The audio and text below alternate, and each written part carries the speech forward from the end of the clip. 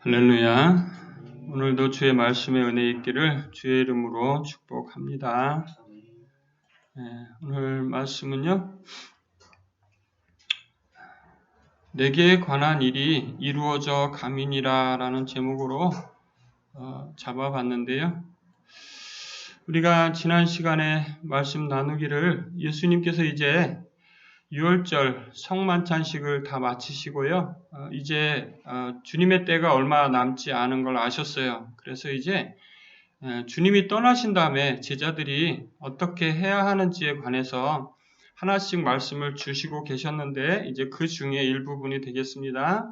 그리고 오늘은 말씀 이렇게 하고 있습니다. 그들에게 이르시되 내가 너희를 전대와 배낭과 신발도 없이 보내었을 때에 부족한 것이 있더냐? 이르시되 없었나이다.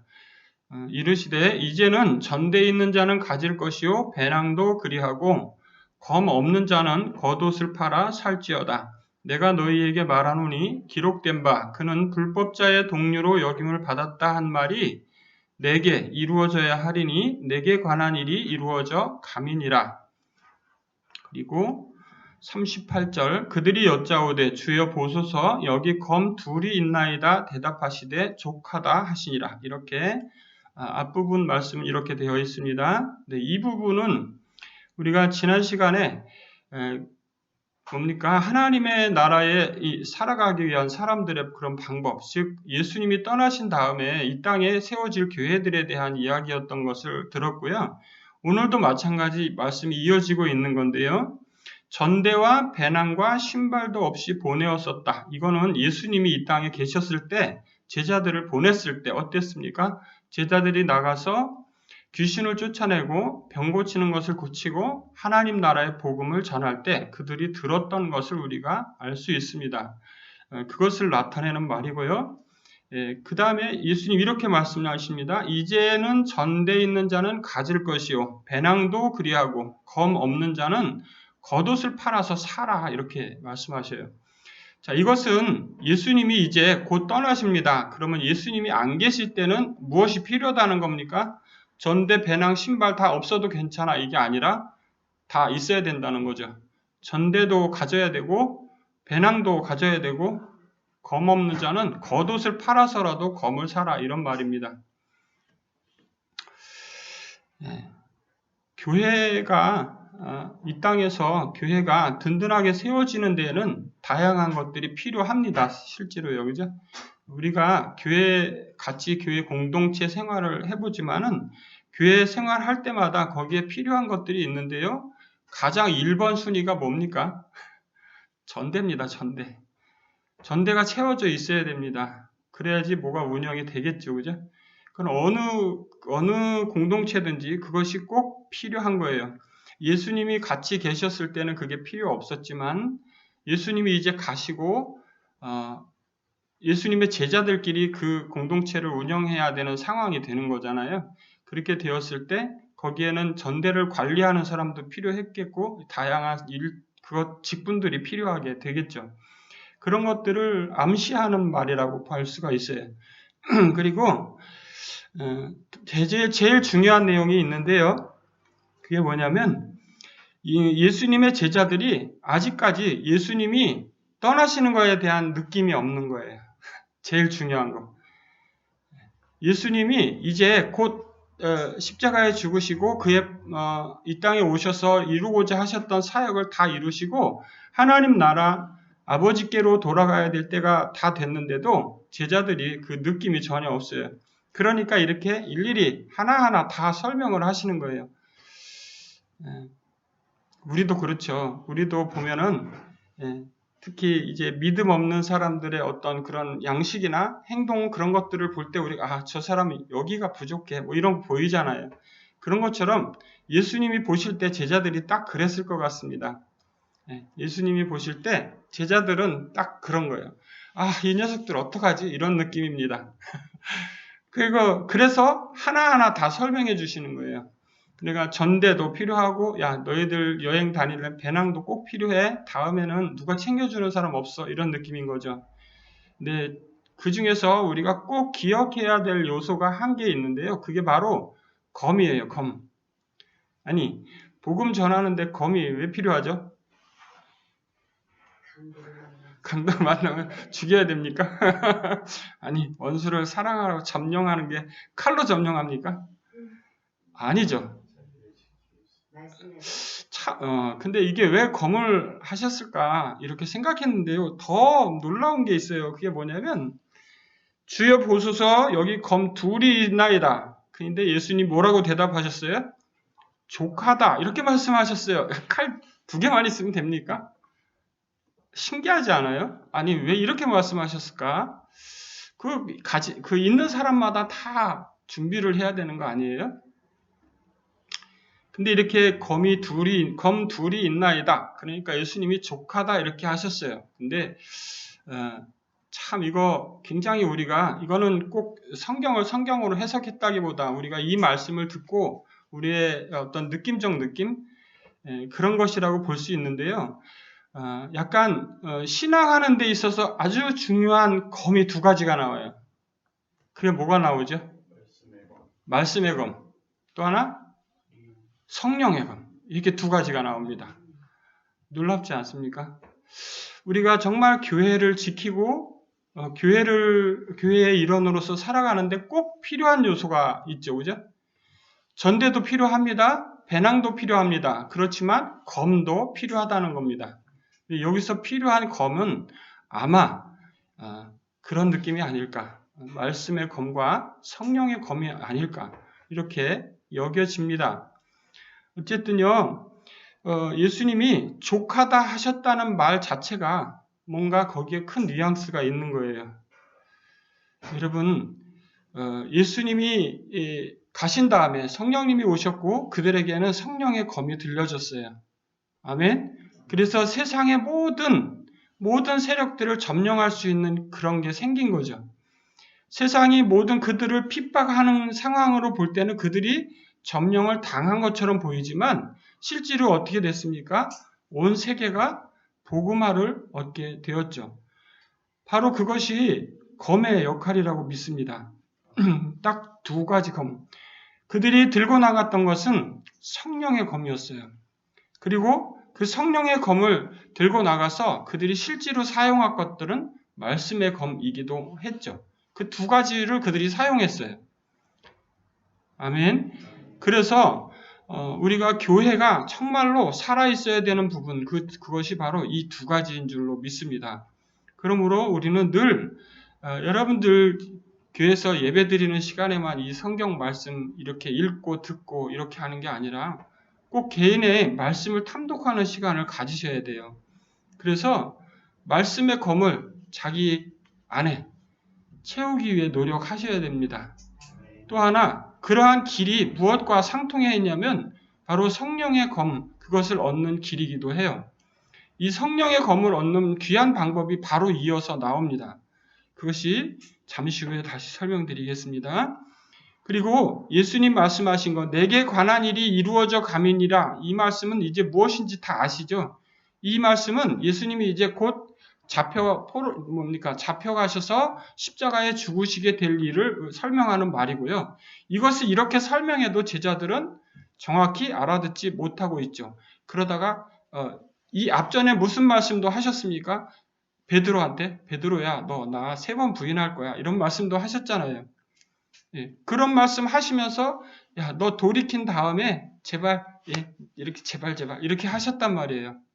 그러니까 예수님의 마음은 우리가 정말 자기 자신의 길을 가는 것도 힘들고 어려워 돌아가실 뻔하겠는데, 그죠?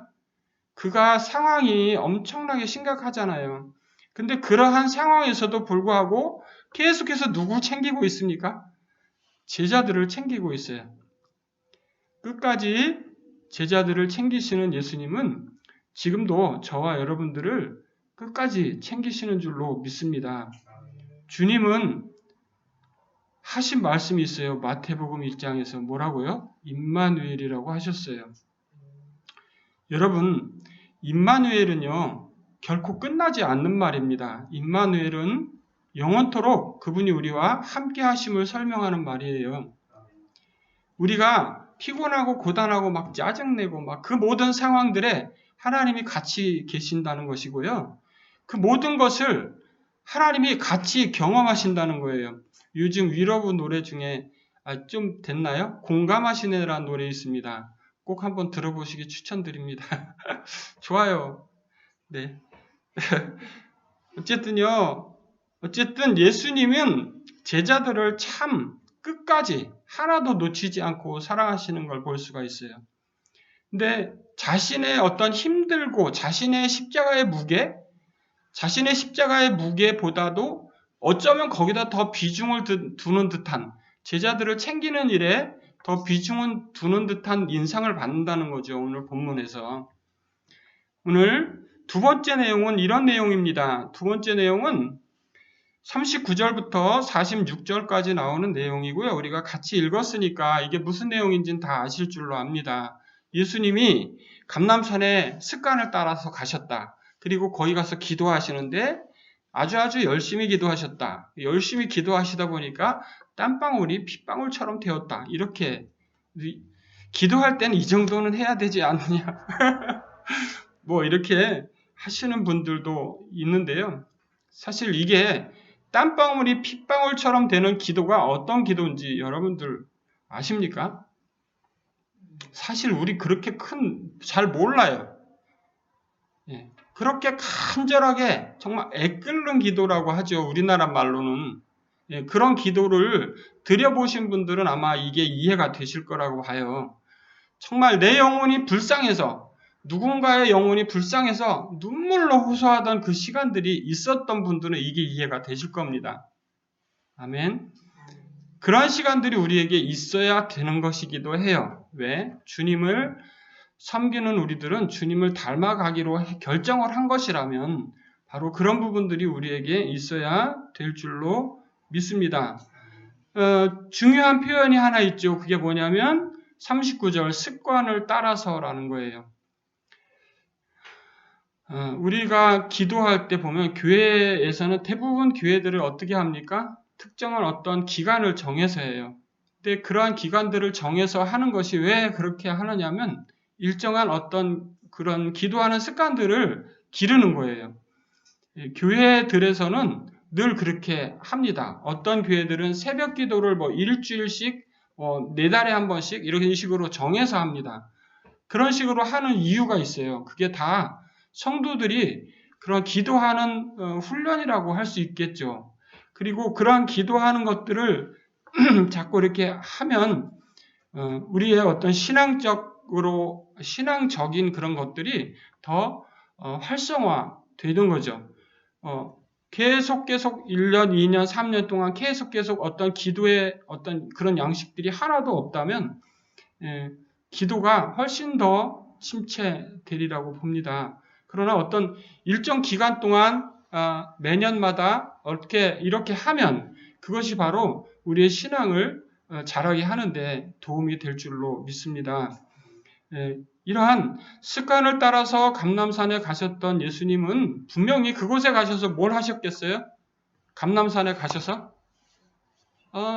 기도만은 아닐 거라고 저는 믿습니다. 왜냐하면 거의 많은 시간을 기도를 하셨겠지만 기도 말고도 강화도 하셨을 거고 제자들의 야 얘들아 이거 이런 거야 이렇게 설명도 하셨을 거고 이렇게 하셨을 거라고 봅니다.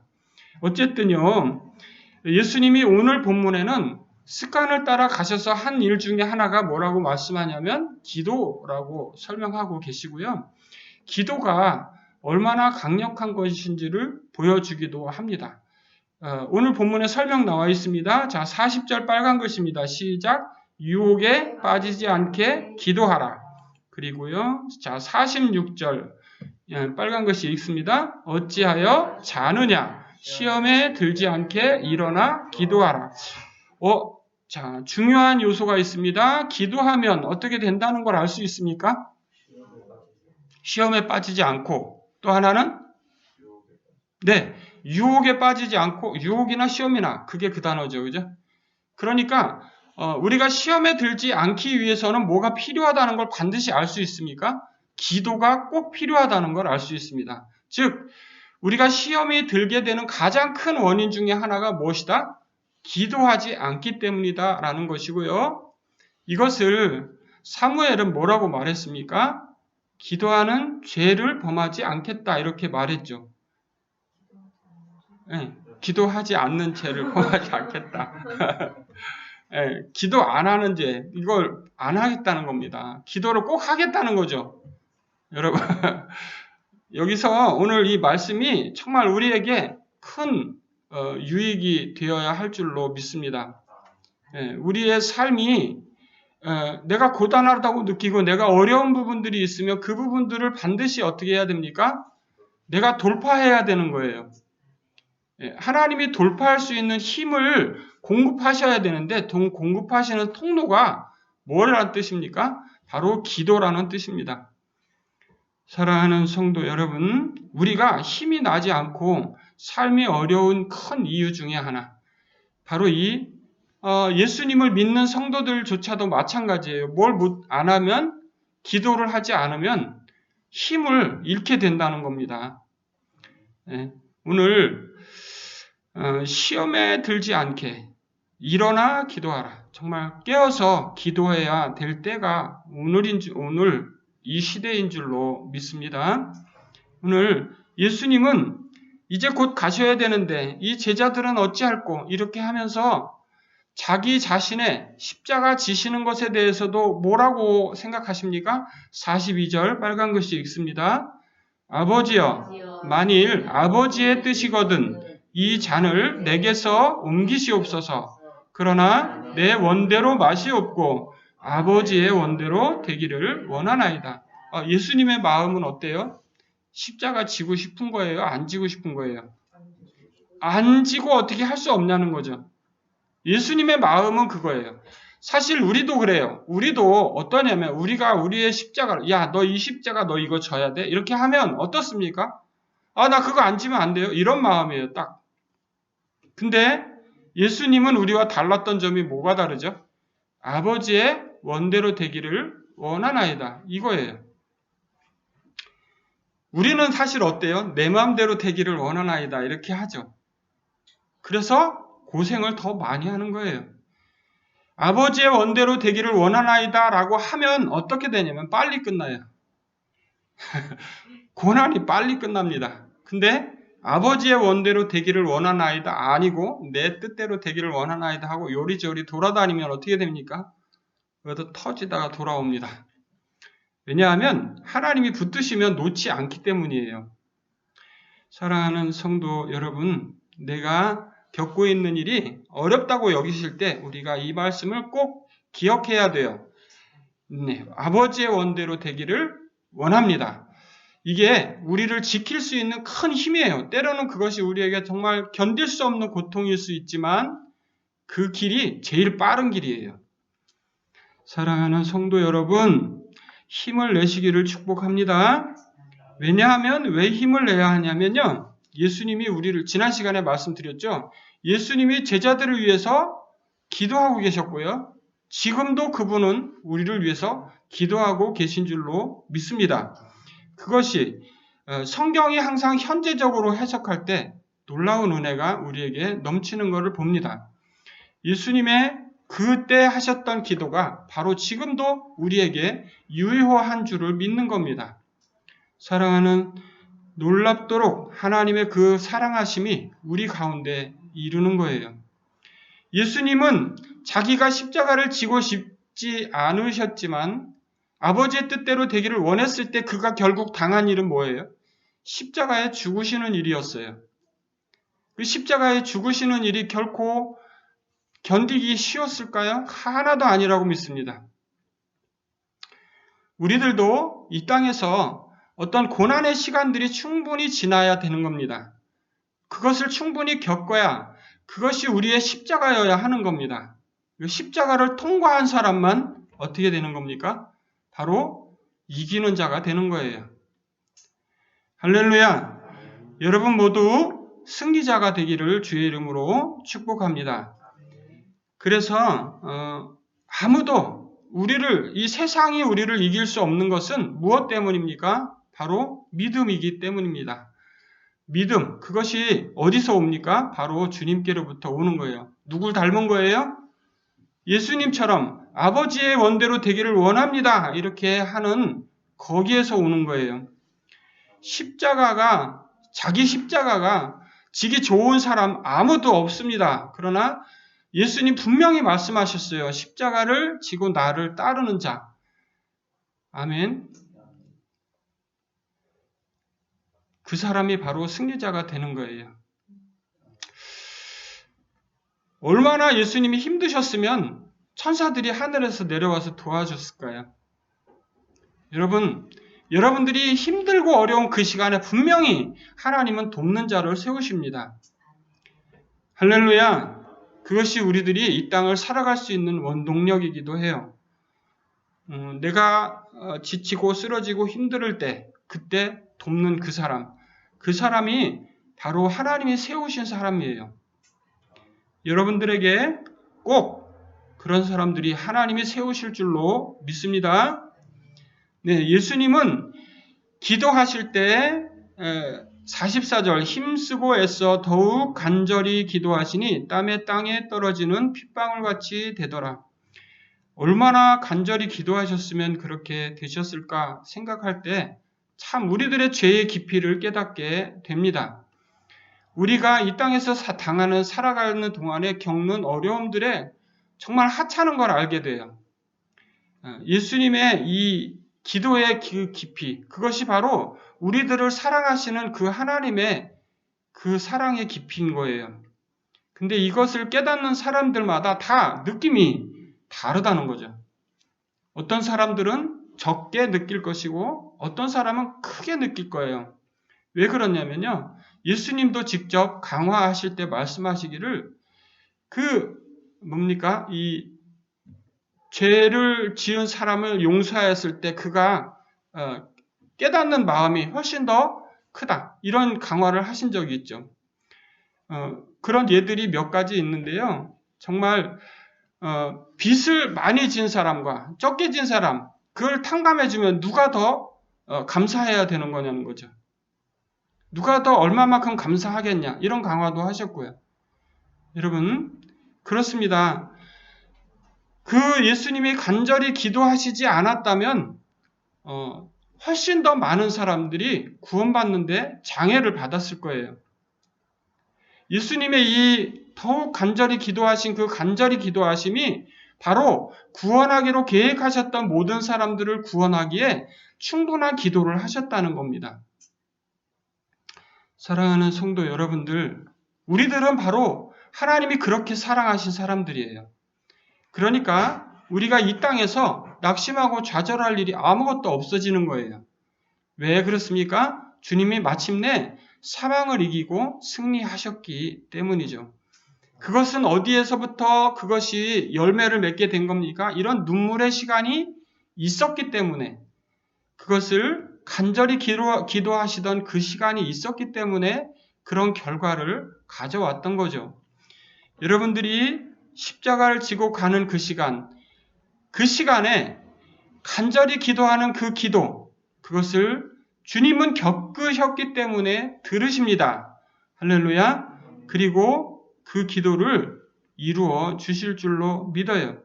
제자들은 느낌이 어떻습니까? 주님은 그런데 제자들은 이제 예수님이 떠나신다니까 약간 슬픈 거예요. 그래서 어떻게 해야 돼요? 예수님의 마음을 조금이라도 눈치챈다면 같이 기도하는 척이라도 해야 되겠죠. 근데 사실 우리들도 크게 다르지 않습니다. 예수님이 얼마나 아프셨나에 사실 별로 관심 없어요. 내가 당하는 고통만 이만해 보입니다. 우리는 많은 것을 알게 하는 그런 본문이에요. 주님은 끝까지 제자들을 사랑하십니다. 그리고 저와 여러분도 그렇게 사랑하십니다. 제자들은 슬픔을 인하여 잠이 들었다, 이렇게 말씀을 기록하고 있는데요. 그들을 깨워서 말씀하십니다. 야, 기도해, 제발. 시험에 들지 않게 기도해, 이렇게 말씀하십니다. 여러분, 오늘 본문은 우리가 교회 생활하는 동안에 아주 중요한 요소를 알려줍니다. 기도를 하게 되면 어떤 것들을 얻게 되느냐? 바로 성령의 검을 얻게 되는 줄로 믿습니다. 그래서 물리칠 수가 있는 거예요. 내가 져야 할 십자가를 충분히 질 수 있는 능력, 그것을 받게 되는 줄로 믿습니다. 오늘 예수님께서 제자들에게 부탁하셨던 그 내용이, 예수님이 하셨던 그 기도의 모습이 우리의 신앙의 삶의 표준이 되기를 주의 이름으로 축복합니다. 기도합니다. 거룩하신 주님 감사합니다. 주님 우리를 사랑하심으로 놀랍도록 일하셨습니다. 우리는 하나님의 아픔을 깨닫지 못합니다. 주님, 우리의 십자가만 커 보일 때 우리들은 참으로 아버지 하나님께 엎드릴 수밖에 없습니다. 하나님의 사랑의 깊이를 알게 하여 주시옵소서. 예수님의 이름으로 기도합니다.